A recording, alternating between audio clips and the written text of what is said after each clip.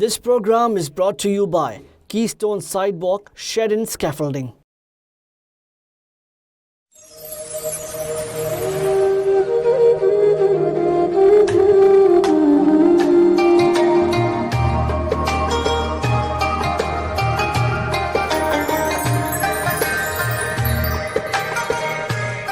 Bismillahirrahmanirrahim. Alhamdulillahi Rabbil Alameen. Wassalatu wassalamu ala Sayyidil Anbiya'i wal Mursaleen. Nabiyyina Muhammad wa ala alihi wa sahbihi ajma'in. يقول الله تبارك وتعالى في محكم تنزيله أعوذ بالله من الشيطان الرجيم فمن شهد منكم الشهر فليصم صدق الله العظيم. معزز ناظرین،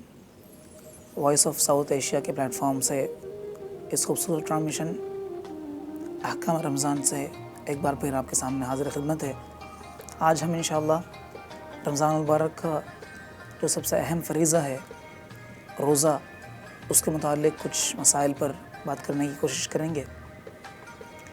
رمضان المبارک کا جو سب سے اہم فریضہ ہے وہ ہے روزہ۔ رمضان چونکہ ایک مہینے کا نام ہے، اس میں برکت ہی برکت ہے، رحمت ہی رحمت ہے، اور بہت سارے ایکٹیویٹیز کا ایک مجموعہ ہے رمضان، بہت سارے احکامات کا ایک مجموعہ ہے، بہت سارے عبادات کا ایک مجموعہ ہے، لیکن ان میں سے جو کور عبادت ہے وہ ہے روزہ، جس کی وجہ سے اس مہینے کی خاصیت بھی ہے اور جو اس مہینے کو اور مہینوں سے ممتاز کرتا ہے۔ تو روزہ ایک اہم عبادت ہے، ایک اہم فریضہ ہے۔ اللہ تعالیٰ نے مسلمان پر ایمان کے بعد، اللہ تعالیٰ کی وحدانیت کے بیان کرنے کے بعد، نماز کے بعد روزے کا حکم دیا ہے، جو کہ ہم سب پر فرض ہے اور اس کی ادائیگی ضروری ہے۔ ایک بہت سمجھنے کی اور ایک فیصلہ کرنے کی بات یہ ہے کہ جب ہم رمضان المبارک کے دن کی طرف متوجہ ہوتے ہیں، روزہ ہماری طرف متوجہ ہوتا ہے، تو اس سے متعلق کچھ مسائل بھی ہے جن کو جاننا بھی ضروری ہے، اور اس کے متعلق پھر اپنے رمضان کو گزارنے کی بھی ضرورت ہے۔ ایک اگر سوال عام طور سے اگر کیا جائے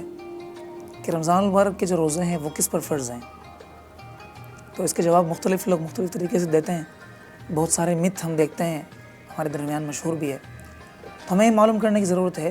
کہ رمضان المبارک کا جو روزہ ہے اس کی فرضیت کس پر ہے، کون ہے اس حکم کا مخاطب، اور کس پر کس عمر سے روزہ رکھنا فرض ہو جاتا ہے۔ تو یاد رکھیے، بات سمجھنے کی ہے کہ اللہ تعالیٰ کا ہر حکم، اللہ تعالیٰ کا قرآن کے اندر جتنے بھی احکامات آئے ہیں وہ سب متوجہ جن کی طرف ہوتے ہیں، مخاطب جن کی طرف ہوتے ہیں، ان کو مکلف کہا جاتا ہے۔ تو جو بھی شخص مکلف ہوگا اس کی طرف اللہ تعالیٰ کے یہ تمام احکامات متوجہ بھی ہوں گے، اور یہ جو خطاب اللہ تعالیٰ قرآن میں دے رہے ہیں اور یہ خطاب اس کی طرف متوجہ ہوگا، اور ان احکامات پر اور ان احکامات کو پورا کرنا اور ان فرائض کی ادائیگی اس پر ضروری ہوگی۔ تو روزہ کے متعلق وہی بات ہے، بالکل وہی حکم ہے جس طرح نماز کے متعلق ہے، جس طرح حج کے متعلق ہے، جس طرح زکوٰۃ کے متعلق اور جس طرح دیگر فرائض کے متعلق ہے۔ تو مکلف شخص کون ہے؟ مکلف کون ہے جس پر روزہ فرض ہے، یا وہ کون شخص ہے، یا وہ کون سی عمر کا بچہ یا بچی ہے جس کے لیے روزہ رکھنا ضروری ہے؟ تو ہم دیکھتے ہیں ہمارے فقہاء کرام نے شریعت کی تعلیمات کے مطابق ایک بالکل آسان اور سمپل سی ایک میتھڈ ہمارے لیے رکھی ہے۔ وہ یہ ہے کہ جب بھی بچہ یا بچی بلوغت کو پہنچے گا یا پہنچے گی تو اس کے اوپر اللہ تعالیٰ کے احکامات متوجہ ہوں گے، اور وہ جو خطاب جس کا میں ذکر کر رہا تھا وہ اس کی طرف متوجہ ہوگا، اور جس کی طرف خطاب متوجہ ہوگا وہ مکلف ہو جائے گا اور مکلف کے زمرے میں آ جائے گا، اور اب اس کے لیے فرائض کا احکام جو ہے وہ فرض کے حکم میں ہوگا۔ جب تک وہ مکلف نہیں ہے تو اس وقت تک اس کی طرف اللہ تعالیٰ کے احکام متوجہ نہیں ہوتے۔ اس کو آسان سے یوں سمجھتے ہیں، ایک آسان سے مثال سے، کہ مکلف وہ ہے جس کی طرف اللہ کا حکم متوجہ ہے۔ اللہ کا حکم متوجہ ہے تو اب اس پر اس حکم کا پورا کرنا اور اس فرض کی ادائیگی بھی ضروری ہے۔ اور مکلف کون ہے؟ مکلف وہ ہے جس کے اندر اس عمل کو اور اس حکم کو ادا کرنے کی استطاعت موجود ہو، اور فقہا کی اصطلاح کے مطابق بالغ ہو، پاگل نہ ہو، مطلب ایک شخص ہے، اس کے اندر عقل اگر نہ ہو، سمجھ اگر نہ ہو، وہ سرے سے کسی حکم کو سمجھ ہی نہیں سکتا ہو، تو اس کے اندر اس کو ادا کرنے کی سعادت موجود نہیں ہے، اس لیے وہ حکم اس کی طرف متوجہ بھی نہیں ہوتا۔ اب یہ ہے کہ اب ایک بچہ یا بچی جب بالغ ہو جائے، بلوغت کو پہنچے، تو بلوغت کے پہنچنے کے بعد جس طرح دیگر تمام احکامات اس کی طرف لازم ہو جاتے ہیں، واجب ہو جاتے ہیں، اسی طریقے سے روزہ بھی اس پر فرض ہو جاتا ہے۔ اب بلوغت کیا ہے کہ جب بچہ، لڑکا، جب اس کی نائٹ فال شروع ہو جائے، جب سے اس کا احتلام ہونا شروع ہو جائے، تو اس وقت سے اس کا فقہا نے بلوغت کے حکم مرتب فرمائے ہیں۔ اور اسی طریقے سے اگر بچی ہے، لڑکی ہے، جب سے اس کو مینسز آنا شروع ہو جائے، حیض آنا شروع ہو جائے، اس کا ایام مخصوص شروع ہو جائیں، تو اس کے بعد سے اس کی بلوغت متصور ہوگی اور وہ بالغہ کے حکم میں شامل ہو جائے گی۔ ایک بچہ، ایک بچی ہے اور کسی میڈیکل ایشو کی وجہ سے یا کسی ہیلتھ ایشو کی وجہ سے اس کی بلوغت کافی تاخیر سے ہو رہی ہے، تو ایسے میں فقہاء کرام نے 15 سال کی عمر متعین فرما دی ہے کہ اگر ایک بچہ، ایک بچی کی عمر 15 سال کو پہنچے اور کسی میڈیکل ایشو کی وجہ سے یا کسی دیگر مسائل کی وجہ سے وہ بالغ اگر نہیں ہوتا یا نہیں ہوتی، تب بھی وہ شرعی اعتبار سے بالغ متصور کیا جائے گا اور احکام شرعی جو ہے وہ اس کی طرف متوجہ ہو جائیں گے۔ لیکن آج کل ہم دیکھتے ہیں کہ میجورٹی آف دا ٹائم جو ہے وہ اس سے کم عمر کے اندر ہی بچے بالغ ہو رہے ہوتے ہیں۔ لیکن پھر بھی اگر کسی بچے کی عمر 15 سال ہو جائے، 15 سال اسلامی تاریخ کے اعتبار سے، کیونکہ شرعی احکام جو ہے وہ اسلامی تاریخ کے اعتبار سے لازم ہوتے ہیں، اس لیے ہم سب کو اپنی ڈیٹ آف برتھ اور اپنے جو دیگر مسائل کے اندر بھی اپنی تاریخ اسلامی اعتبار سے بھی یاد رکھنی چاہیے۔ تو اگر 15 سال مکمل ہو گئے اور بالغ یا بلوغت کو اگر وہ نہ پہنچے، تب بھی اس پر احکام جو ہے وہ لازم ہے، متوجہ ہے۔ یہ میں روزے کے متعلق عرض کر رہا ہوں۔ جہاں تک نماز کا تعلق ہے تو اللہ تعالیٰ نے تو اللہ کے نبی علیہ السلام نے حدیث مبارکہ کے اندر ترغیباً بچے کو پہلے سے ہی روزہ رکھنے کے متعلق اور نماز کی تعلیم کے متعلق حکم فرما دیا ہے، تاکہ بچہ اس کا عادی ہو جائے اور پہلے سے یوزڈ ٹو ہو جائے ایک چیز کی طرف۔ حدیث مبارکہ کا ارشاد ہے، مروا اولادکم بالصلاۃ وہم ابناء 7 سنین واضربوہم علیہا وہم ابناء 10، کہ بچے کو 8 سال کی عمر سے ہی نماز کا حکم دینا شروع کر دو، اور اگر 10 سال کی عمر تک بھی وہ نماز کا اہتمام نہ کرے، تھوڑی سی تنبیہ بھی کر لو، مار کے ذریعے سے تنبیہ کر کے اس کو اہتمام اس کے اندر پیدا کراؤ۔ وجہ اس کی ہے کہ ترغیباً، تاکہ ایک چیز جب اس پر فرض ہو جائے، واجب ہو جائے، تو اس کو مشکل نہ لگے، اس کے اوپر ایک برڈن نہ ہو، بلکہ وہ پہلے سے ایک چیز کے لیے یوز ٹو ہو، تو پھر یہ ہے کہ اس عمل کو کرنے کے اندر اس کو دشواری نہیں ہوگی، وہ آسانی سے کر سکے گا۔ تو اللہ تعالیٰ کے نبی علیہ السلام نے جو حکم ہمیں دیا ہے، جو ہمیں تعلیمات دی ہے، اس کے مطابق تو ارشاد یہ ہے کہ ہم بچوں کو بلوغت سے پہلے ہی اعمال کی طرف ترغیب دیں، ان کو توجہ دلائیں اور ان کو سکھلائیں، تاکہ وہ جب ان پر لازم ہو جائے، جب رسپانسبلٹی آ جائے اور جب حکم اللہ کا حکم ان کی طرف متوجہ ہو جائے، تو پہلے سے وہ یوز ٹو ہو، ان کو معلوم ہو اور وہ اس کو آسانی سے کر سکے۔ تو روزہ کی جو فرضیت ہے وہ اس وقت ہے جب یہ بچہ یا بچی بلوغت کو پہنچے۔ اب جب بالغ ہو جائے تو اس وقت سے روزہ اس پر فرض ہو گیا، اب اس روزے سے کوئی راہ فرار نہیں ہے۔ تو اگر ایک بچہ یا بچی اگر کسی دن کے بیچ میں، مثلا جب سحری کا وقت تھا تو وہ بالغ نہیں تھا اور روزہ چل رہا ہے، روزہ جاری ہے، روزے کے ختم ہونے سے پہلے اگر وہ بالغ ہو جائے، تو اب اس پر چونکہ وہ بالغ ہو چکا ہے تو روزے کی فرضیت اس پر لازم ہو گئی۔ اب اس دن کو مکمل کرنا بھی اس کے لیے ضروری ہے۔ اس کے لیے ایک ٹرم استعمال کرتے ہیں، تشبہ بالصائمین۔ اب چونکہ روزہ تو اس نے رکھا نہیں ہے، روزہ کے درمیان میں وہ بالغ ہوا ہے، تو اب باقی جو دن کا حصہ ہے اس کو ایز اے روزہ دار کی طرح مکمل کرنا اس کے لیے ضروری ہے۔ تو وہ کچھ کھائے گا نہ، وہ اس وقت کے اندر نہ کچھ کھا سکتا ہے اور نہ کچھ پی سکتا ہے، اور اسی طریقے سے وہ تمام چیزیں جو روزہ دار کے لیے ممنوع ہیں وہ اس کے لیے بھی ممنوع ہوں گی۔ تو سمجھنے کی بات یہ ہے کہ آج کل ہم بڑی ایک کوتاہی کا شکار ہوتے ہیں، ہمارے ہاں بلوغت کے مسائل کے متعلق تو ہم کھل کر بات بھی نہیں کرتے اور نہ ہم اس کو سکھاتے ہیں، اور ہمیں معلوم ہی نہیں ہوتا کہ ہمارے گھر کے اندر ہمارے بچے، ہماری بچیاں کب بالغ ہوئی، کب ان کے اوپر اللہ کے احکام لازم ہوئے، الا ماشاء اللہ بعض جگہوں کے علاوہ کچھ عرصے بعد ہمیں معلوم ہو رہا ہوتا ہے، پہلے سے ایڈوانس اس کی انفارمیشن نہیں ہوتی ہے، اس کے متعلق گائیڈنس نہیں دیتے۔ اگر ہم ایک سروے کر لیں تو تقریباً میرے خیال سے کوئی میجورٹی 50% سے اوپر بچے یا بچیاں ایسی ہیں جو بالغ ہو چکے ہیں یا بالغ ہو رہی ہیں یا بالغ ہو رہے ہیں اور ان کو اس متعلق کچھ معلوم نہیں ہے. ہونا یہ چاہیے کہ ہم بچوں کو جس طرح ہم دیگر چیزوں کے متعلق تعلیم دیتے ہیں، ان کے مستقبل کے فیصلوں کے متعلق ہم ان کو آگاہ کرتے ہیں، ان کو تعلیم دیتے ہیں، بالکل اسی طریقے سے بلوغت کے متعلق بھی وقت سے پہلے ان کو آگاہ کر دیں، ان کو اس کی اطلاع دیں، اس کی تعلیم دیں کہ دیکھو ابھی آپ کے جسم کے اوپر آپ کے جو باڈی لینگویج ہے اس پر یہ چینجز آنے والی ہے، اور ان چینجز کے ساتھ ساتھ اللہ تعالیٰ نے آپ کی رسپانسبلٹی بھی بڑھا دی ہے. پہلے آپ بچے تھے، اگر آپ کی طرف سے کوئی غلطی ہو جائے تو ہم اگنور کرتے تھے. گھر میں کوئی بچہ غلطی کر لے تو سب بولتے ہیں ٹھیک ہے بچہ ہے، لیکن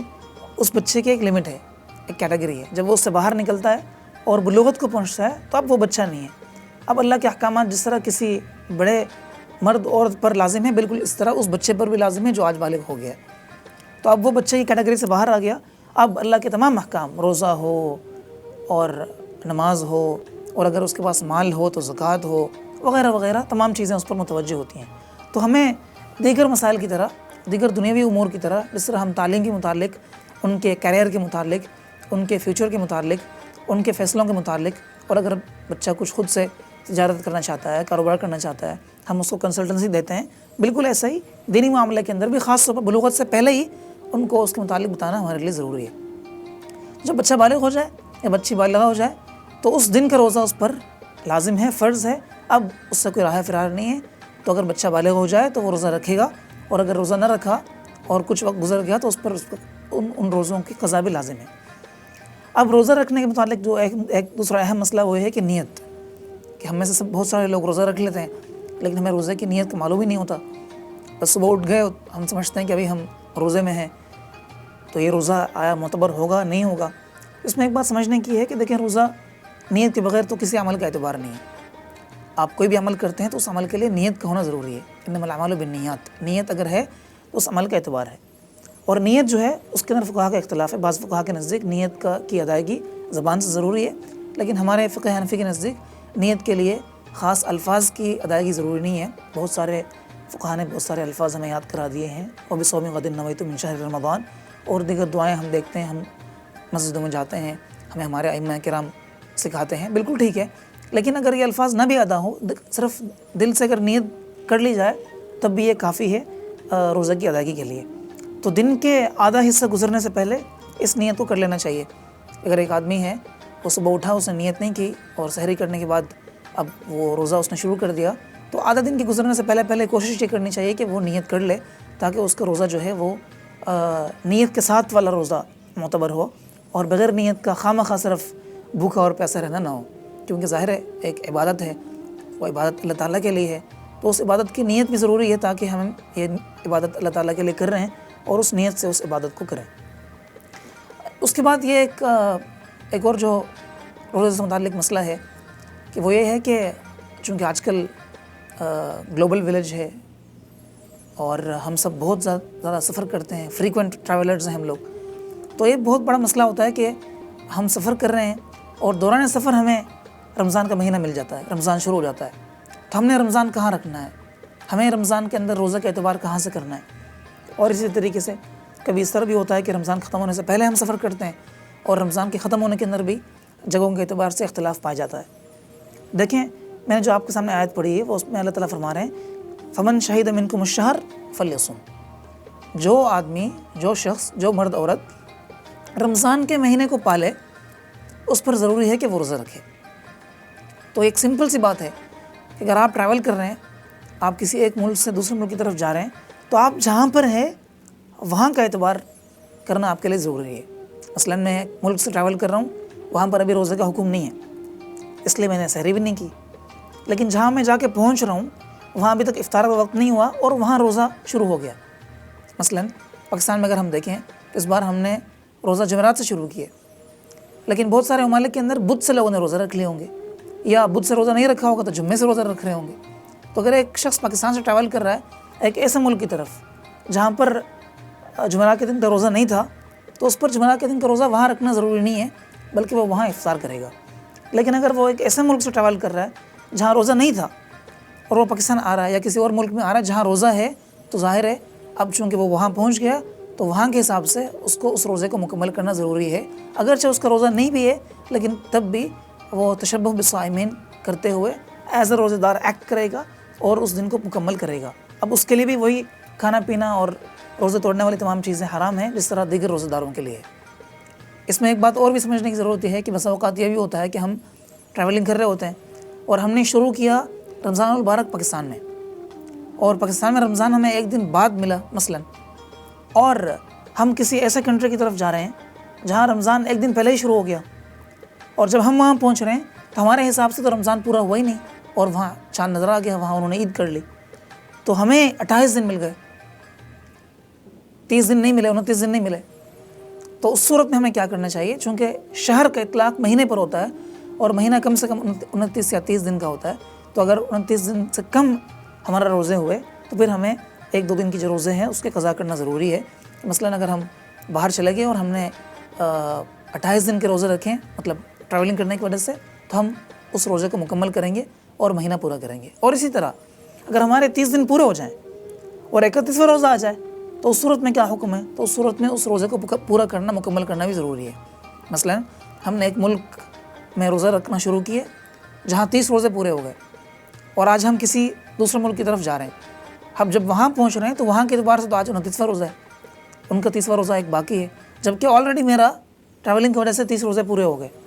تو آیا اگلے دن 31واں روزہ میں رکھوں گا ان کے ساتھ یا نہیں؟ تو بالکل رکھنا ضروری ہے، کیونکہ جس جگہ پر میں ہوں اس جگہ پر روزے کا حکم ہے. تو اس لیے ایک مزید روزے کا اضافہ کر کے 31 دن کے روزے مکمل کریں گے. شیخ الاسلام حضرت مولانا مفتی تقی عثمانی صاحب دامت برکاتہ اللہ علیہ نے